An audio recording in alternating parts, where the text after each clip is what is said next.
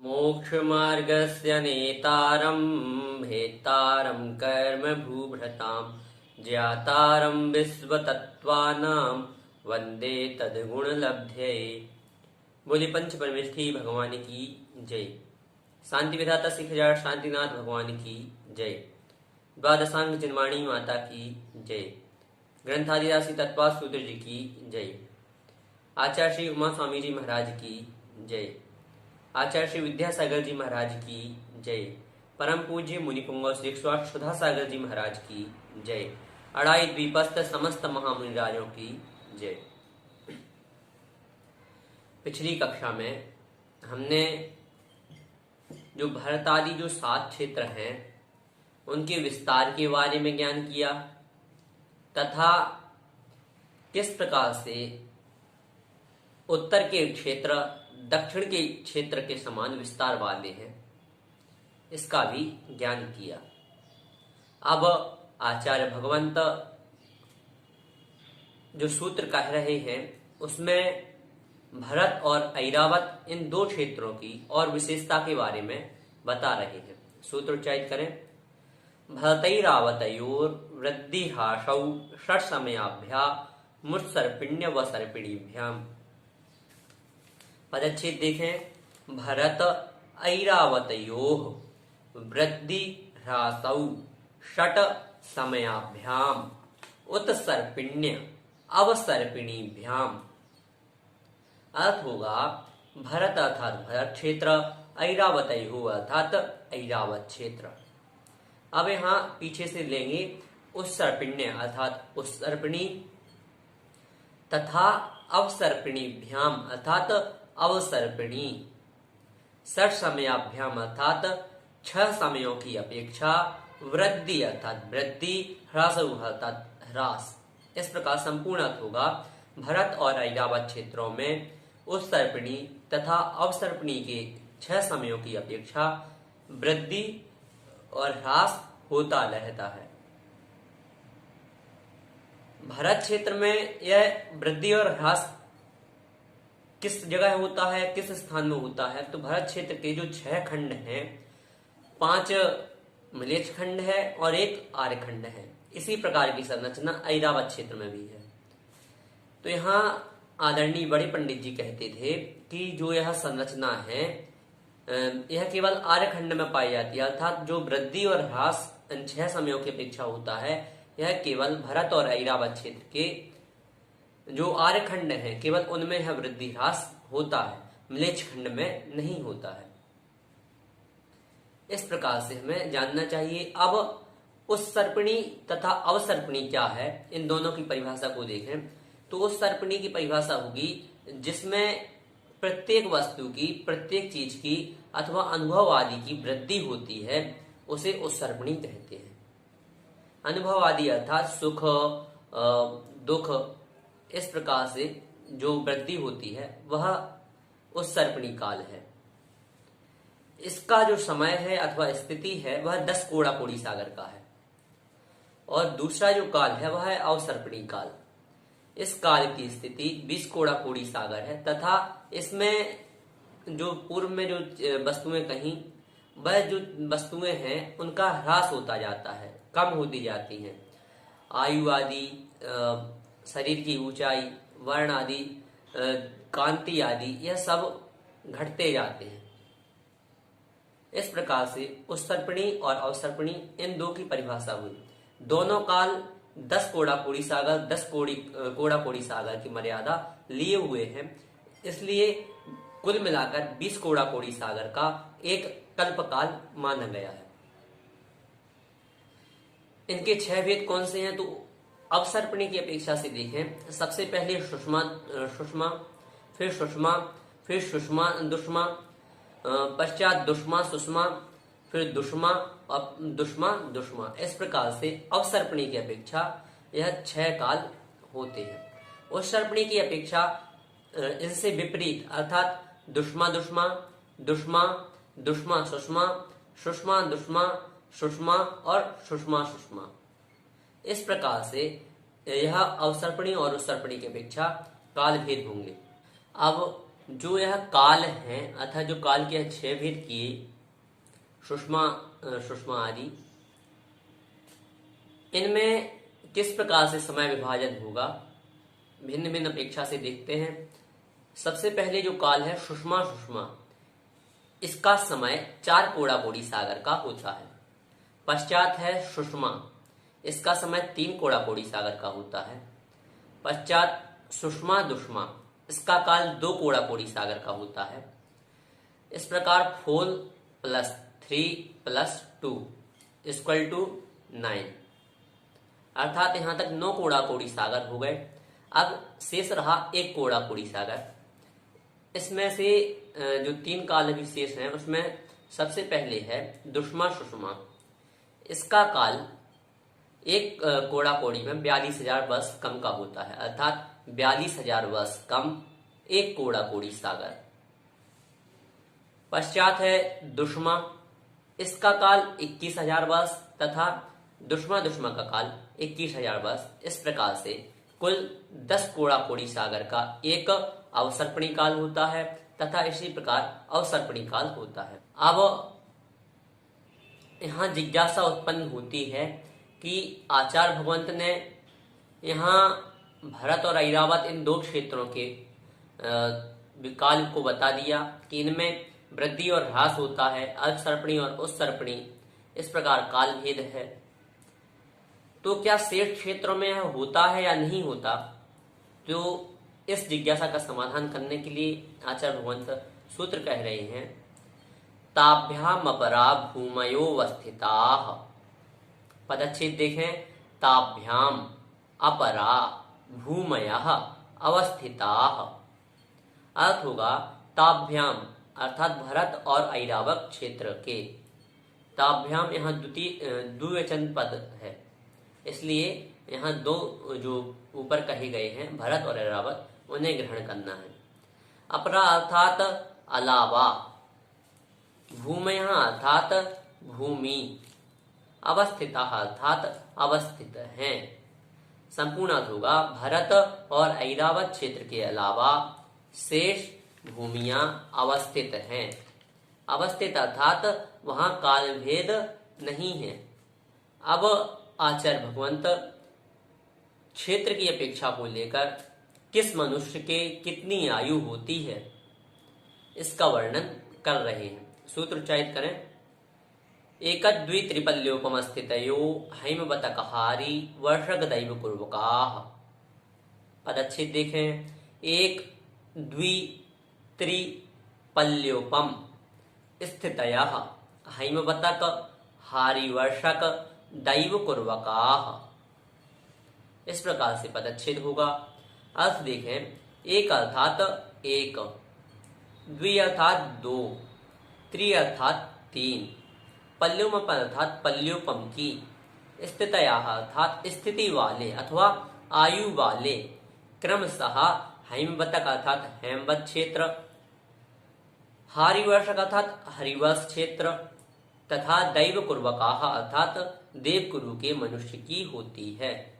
संपूर्ण अर्थ होगा 1, 2, 3 पल्योपम की आयु क्रमशः हेमवत, हरिवर्ष और देवकुरु के मनुष्य की होती है।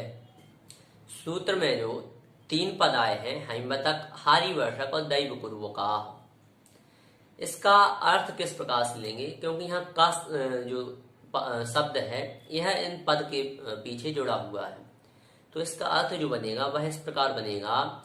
हैमवतक का अर्थ होगा हेमवत क्षेत्र में उत्पन्न होने वाले मनुष्य। इसी प्रकार हारिवर्षक का होगा हरिवर्ष में उत्पन्न होने वाले मनुष्य, तथा दैव कुर्वकाः का अर्थ होगा देवकुरु में उत्पन्न होने वाले मनुष्य। अब जो यह क्षेत्र है यह कितने कितने हैं? तो वह 2.5 द्वीप में 5-5 क्षेत्र हैं। तीनों किस प्रकार से? 1 तो जम्बू द्वीप में, 2 धातकी खंड में तथा 2 पुष्करार्ध में। इन्हें और विशेष जाने तो जो हेमवत क्षेत्र के मनुष्य हैं इनकी आयु क्या है? तो इनकी आयु 1 पल्योपम की है। हरिवर्ष क्षेत्र के मनुष्यों की आयु 2 पल्योपम तथा देवकुरु के मनुष्यों की आयु 3 पल्योपम है। इनकी ऊंचाई क्या है, तो इनकी ऊंचाई क्रमशः 2000 धनुष, 4000 धनुष तथा 6000 धनुष की होती है। पश्चात इनके जो वर्ण हैं वह किस प्रकार हैं, तो सबसे पहले जो हिमवत क्षेत्र के मनुष्य हैं इनका वर्ण नीलकमल के समान है। दूसरे हरिवंश के मनुष्यों का वर्ण शंख के समान सफेद है तथा हरिवंश के मनुष्यों का वर्ण स्वर्ण सदृश पीला। इस प्रकार से इनके वर्ण हैं। आहार कैसे लेते हैं, तो यह एक जो सबसे पहले हेमवत क्षेत्र के मनुष्य हैं यह 1 दिन के अंतराल से आहार लेते हैं। हरिवंश क्षेत्र के मनुष्य 2 दिन के अंतराल से तथा देवकुरु के मनुष्य 3 दिन के अंतराल से आहार लेते हैं। पश्चात एक और बात को जाने कि यह जो है इन क्षेत्रों में किस प्रकार से काल रहता है। तो जो पहला क्षेत्र यहाँ बताया हेमवत क्षेत्र, इसमें सुषमा दुष्मा काल रहता है, अर्थात तीसरे काल के सदृश। भरत क्षेत्र में जो तीसरा काल है उस सदृश यहाँ काल रहता है। हरिवंश में सुषमा काल रहता है, अर्थात भरत क्षेत्र के अवसर्पणी के द्वितीय काल के समान, तथा देवकुरु में काल किस प्रकार रहता है, तो देवकुरु में सुषमा काल रहता है, अर्थात भरत ऐरावत क्षेत्र के अवसर्पणी के प्रथम काल के समान। इस प्रकार से यहाँ काल भेद पाया जाता है। इसमें उत्तम भोग भूमि जो है वह देवकुरु, मध्यम भोग भूमि हरिवंश और जघन्य भोग भूमि जो है हेमवत। इस प्रकार से भी हम जान सकते हैं। इस प्रकार जो क्षेत्र इस सूत्र में कहे उन क्षेत्रों के बारे में हमने ज्ञान किया। अब जो शेष क्षेत्र हैं उनके बारे में ज्ञान कराने के लिए आचार्य भगवंत अगला सूत्र दे रहे हैं। सूत्र उच्चारित करें, तथोत्तराह। पदच्छेद होगा तथा उत्तराह। अर्थ देखें, तथा अर्थात और, उत्तराह अर्थात उत्तर भी दक्षिण के समान है। जो है संरचना हमने पढ़ी थी वह दक्षिण की थी। अब उत्तर की क्षेत्र कैसे थे, तो उत्तर के क्षेत्र जो है वह भी उसी के समान है। किस प्रकार से है, तो जो हिरण्यवत क्षेत्र है उसकी संरचना हेमवत क्षेत्र के समान है और हरिवंशक देव की जो संरचना है उस संरचना के समान रम्यक क्षेत्र की संरचना है। और जो उत्तर कुरु है इसकी संरचना देवकुरु के समान है। इस प्रकार से इनकी संरचना को जान लेना चाहिए। उनमें निवास करने वाले मनुष्यों की आयु, ऊंचाई, भोजन का समय अथवा भोजन का अंतराल, शरीर का वर्ण आदि जो विषय हमने उनमें लगाए थे वही विषय यहाँ इन मनुष्यों में अर्थात उत्तर के मनुष्यों में लगा लेना चाहिए। इसके पश्चात आचार्य भगवंत विदेह क्षेत्र जो शेष रहा, जो मध्य क्षेत्र है, उस क्षेत्र के बारे में बताने के लिए अगला सूत्र दे रहे हैं। सूत्र उच्चारित करें, विदेहेषु संख्येय कालाः। पदच्छेद देखें, विदेहेषु संख्येय कालाः। अर्थ होगा विदेहेषु अर्थात विदेहों में, संख्येय अर्थात संख्यात वर्ष की, कालाः अर्थात आयु वाले। संपूर्ण अर्थ होगा विदेहों में संख्यात वर्ष की आयु वाले मनुष्य होते हैं। यहाँ विदेहों में यह हमने क्यों ग्रहण किया, तो यह इसलिए किया क्योंकि जो विदेहेषु यह पद है यह बहुवचन का पद है, सप्तमी बहुवचन है। विदेह क्षेत्र के बारे में और विशेष ज्ञान करते हैं। विदेह क्षेत्र में जो काल होता है वह सुषमा दुष्मा काल होता है, अर्थात भरत और ऐरावत क्षेत्र के अवसर्पणी काल के चतुर्थ काल के समान। इसके पीछे कारण यह हो सकता है कि वहां से नित्य तीर्थंकर, नित्य अर्थात हमेशा तीर्थंकर अवस्थित रहते हैं। जैसे ही एक तीर्थंकर मुक्ति को प्राप्त होते हैं, वैसे ही उस स्थान पर दूसरे तीर्थंकर, उसी नाम वाले तीर्थंकर आ जाते हैं। और 20 तीर्थंकर विद्यमान होने का नियम है। शेष अन्य तीर्थंकर भी वहां होते हैं, परंतु 20 तीर्थंकर हमेशा विद्यमान रहते हैं। तो इस कारण से वहां इस प्रकार से सुषमा दुष्मा काल की आवश्यकता रहती होगी। और इसी कारण से, क्योंकि जो 3 काल है वह तो भोग भूमि काल है, भोग भूमि के भेद है, तो भोग भूमि से जीव मोक्ष नहीं जा सकता, अर्थात वहां कर्म भूमि की आवश्यकता होने से सुषमा दुष्मा काल पाया जाता है। अब वहां के मनुष्य की अवगाहना क्या है? तो अवगाहना 500 धनुष की है, अर्थात 500 धनुष की ऊंचाई वाले मनुष्य वहां पाए जाते हैं। आहार कब ग्रहण करते हैं, कितने अंतराल से? तो वह प्रतिदिन आहार ग्रहण करते हैं। आयु क्या है? तो विदेहेषु संख्ये कालाः, संख्यात वर्ष की आयु वाले हैं। वैसे उत्कृष्ट आयु एक पूर्व कोटि वर्ष की होती है, तथा जघन्य आयु जो है वह अंतर्मुहूर्त प्रमाण की होती है। इस प्रकार से विशेष कथन हुआ।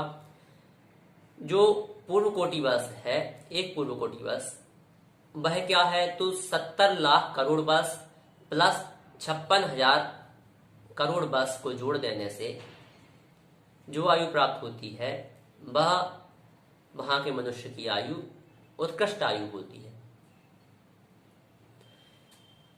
अर्थात 70,560 करोड़ वर्ष की वहां उत्कृष्ट आयु पाई जाती है। 70, 56 और 10 जीरो, 7 जीरो, 5, 6 और 10 जीरो, इस प्रकार से जो आयु होगी वह वहां के मनुष्य की उत्कृष्ट आयु होगी। अब यहाँ आचार्य भगवंत भरत क्षेत्र का विस्तार पुनः बता रहे हैं। सूत्र उच्चारित करें। भरतस्य विस्कंभो जम्बू द्वीपस्य 90 शतभागः। पदच्छेद होगा भरतस्य विस्कंभः जम्बू द्वीपस्य 90 शतभागः। अर्थ देखें, भरतस्य अर्थात भरत क्षेत्र का, विस्कंभः अर्थात विस्तार, जम्बू द्वीपस्य अर्थात जम्बू द्वीप के विस्तार का, 90 शत अर्थात 90 अर्थात होता है 90, शत अर्थात 100 अर्थात 190वां, भाग अर्थात भाग है। संपूर्ण अर्थ होगा भरत क्षेत्र का विस्तार जम्बू द्वीप के विस्तार का 190वां भाग है। अर्थात 1 लाख योजन विस्तार वाला जो जम्बू द्वीप है उसके 190 भाग करने पर जो एक भाग प्राप्त होता है वह विस्तार भरत क्षेत्र का है। वैसे पूर्व में तो हमने पढ़ लिया था कि 526 सही 6/19 योजन विस्तार वाला भरत क्षेत्र है। शेष जो क्षेत्र पर्वत हैं वह विदेह क्षेत्र तक दूने दूने हैं, उन्हें भी जाना वह किस प्रकार से भाग वाले हैं। तो एक भाग तो 190 में से एक भाग भरत क्षेत्र में आ गया। हिमवन पर्वत में 2 भाग,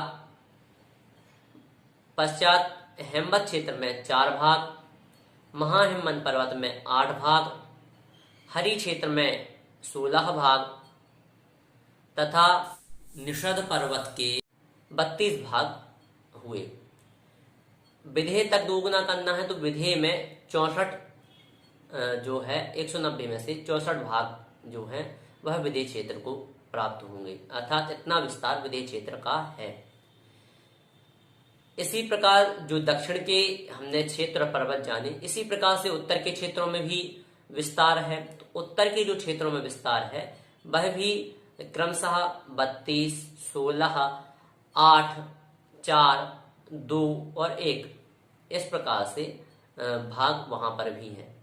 अब जो हमने यहाँ भाग किए हैं, जो 190 में से भाग प्रत्येक पर्वत तथा क्षेत्र को दिए हैं, उन भागों को जोड़ें तो दक्षिण के क्षेत्रों और पर्वतों को जोड़ें तो 1 + 2 = 3, 3 + 4 = 7, 7 + 8 = 15, 15 + 16 = 31, 31 + 32 = 63।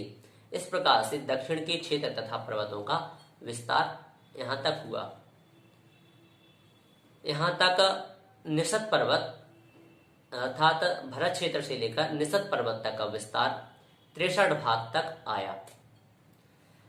64 भाग जो है वह विदेह क्षेत्र का विस्तार है। 190 में से 64वां भाग विदेह क्षेत्र का विस्तार है। अब जो उत्तर के क्षेत्र हैं इनका विस्तार दक्षिणवत है अर्थात दक्षिण के क्षेत्रों के समान है, अर्थात वहां का जो हम जोड़ करेंगे वह भी 63 आएगा। तो इस प्रकार से 63 उत्तर का, 63 दक्षिण का, 63 + 63 = 126 अर्थात 126 भाग विस्तार उत्तर तथा दक्षिण के क्षेत्रों का हुआ। मध्य में जो विदेह है उसका 64 भाग विस्तार है, तो 64 + 126 इस प्रकार से 190वां भाग, 190 भागों को यहाँ हमने विभाजित करके देखा। इस प्रकार जम्बू द्वीप के बारे में हमने जाना। जम्बू द्वीप को जो समुद्र घेरे हुए है वह है लवण समुद्र। इसका विस्तार 2 लाख योजन का है। पश्चात धातकी खंड है, तो यहाँ जिज्ञासा उत्पन्न होती है कि आपने जो प्रथम द्वीप है जम्बू द्वीप उसके वर्णन को बता दिया। अब जो द्वितीय द्वीप है वह धातकी खंड द्वीप कैसा है, उसका विस्तार क्या है, तो उसे बताने के लिए आचार्य भगवंत अगला सूत्र कह रहे हैं। सूत्र उच्चारित करें। द्विधातकी खंडे, पदच्छेद देखें, द्विधातकी खंडे अर्थ होगा धातकी खंडे अर्थात धातकी खंड, द्वि अर्थात दूने, संपूर्ण अर्थ होगा धातकी खंड में क्षेत्र तथा पर्वत आदि जो भी हमने पहले विस्तार पढ़ा है, क्षेत्र, पर्वत, कमल, सरोवर, तालाब, नदियां आदि जो भी हमने पढ़ी हैं वह सभी जो विस्तार है वह जम्बू द्वीप के विस्तार से दूना है। इस प्रकार से इसका संपूर्ण अर्थ होगा। यह जो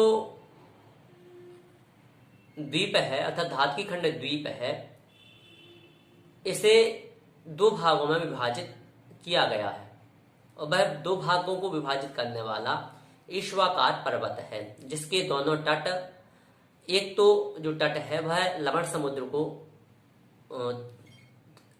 स्पर्श किए हैं तथा दूसरा कालोदधि समुद्र को स्पर्श किए हुए है। इस प्रकार से जो धातकी खंड है इसके 2 भाग हुए, एक तो पूर्व धातकी खंड, दूसरा पश्चिमी धातकी खंड। हमें यहाँ यह ग्रहण करना है कि जैसे हमारे यहाँ एक भरत क्षेत्र होता है वहाँ 2 भरत क्षेत्र हैं, हमारे यहाँ एक ऐरावत क्षेत्र है, वहाँ 2 ऐरावत क्षेत्र हैं। यहाँ जम्बू द्वीप में एक विदेह क्षेत्र है, वहाँ 2 विदेह क्षेत्र हैं। आदि जितने भी पर्वत हैं, क्षेत्र हैं, नदियां हैं, कमल हैं, सरोवर जो भी हैं, वह सारा का सारा विस्तार धातकी खंड में 2 गुना है। एक तो पूर्व में विस्तार है तथा दूसरा पश्चिम में विस्तार है। इस प्रकार से हमें इस सूत्र का अर्थ लेना है।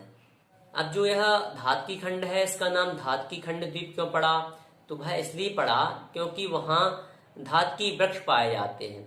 जिस प्रकार जम्बू द्वीप में जम्बू वृक्ष पाए जाते हैं उस कारण जम्बू द्वीप संज्ञा प्राप्त है, इसी कारण वहां पर भी धातकी वृक्ष होने से धातकी खंड द्वीप यह संज्ञा प्राप्त है।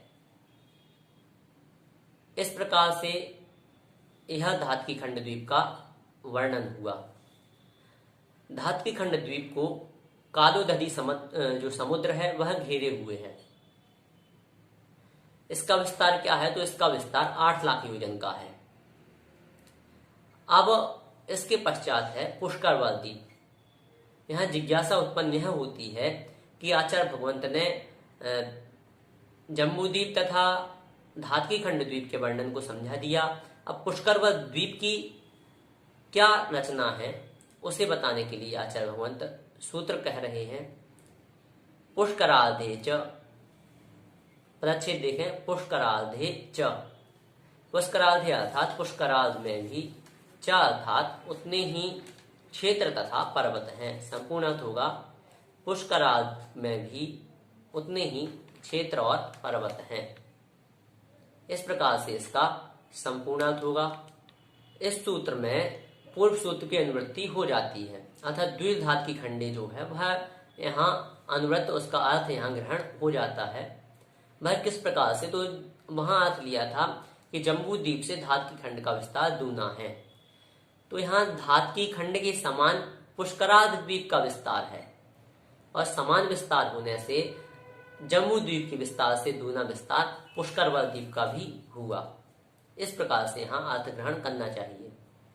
पुष्करवल द्वीप का नाम पुष्करवल द्वीप क्यों पड़ा, तो पुष्करवल द्वीप का नाम इसलिए पुष्करवल द्वीप पड़ा क्योंकि वहां पर जिस प्रकार पूर्व जो द्वीप है वहां वृक्ष पाए जाते हैं, उन वृक्षों के आधार पर वहां की संज्ञा है अर्थात नाम है, उसी प्रकार यहाँ भी पुष्कर वृक्ष पाए जाते हैं और पुष्कर वृक्षों के होने से इसे पुष्करवल द्वीप यह संज्ञा प्राप्त है। यहाँ पुष्करार्ध क्यों लिया, अर्थात जो यह सूत्र है इसमें पुष्करार्ध ही क्यों लिया, अर्थात आधे भाग को क्यों लिया, और इसमें रचना दूनी क्यों नहीं है। तो रचना दोगुनी इसलिए नहीं है क्योंकि इसके आधे भाग में रचना है, और आधे पुष्करार्ध के बीचों बीच मानुषोत्तर पर्वत अपना स्थान ग्रहण किए हैं। पूरे पुष्करवल द्वीप में घेरा बनाए हुए हैं।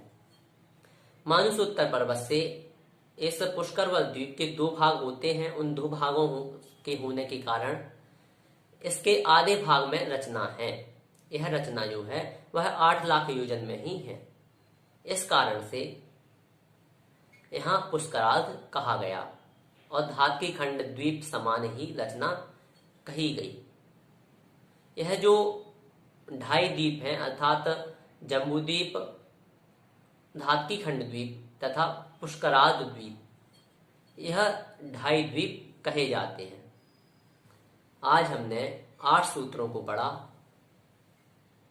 भरतैरावतयोर वृद्धि ह्रासौ क्षरसमयाभ्याम मुत्सर्पिण्यो व सर्पिणीभ्याम ताभ्याम अपरा भूमयो वस्थिताः एकद्वित्रिपल्योपमस्थितयो हैम्बतखारी व शकदैवकुर्वकाः तथोत्तराः विदेहेषु संख्येय कालाः भरतस्य विष्कम्भो जम्बूद्वीपस्य 90 शतभागः द्विधात की खंडे पुष्करार्धे च।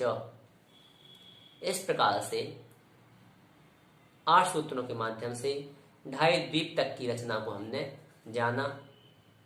इस संदर्भ में यदि आपकी कोई जिज्ञासा है तो वह जिज्ञासा आप हमें भेज सकते हैं।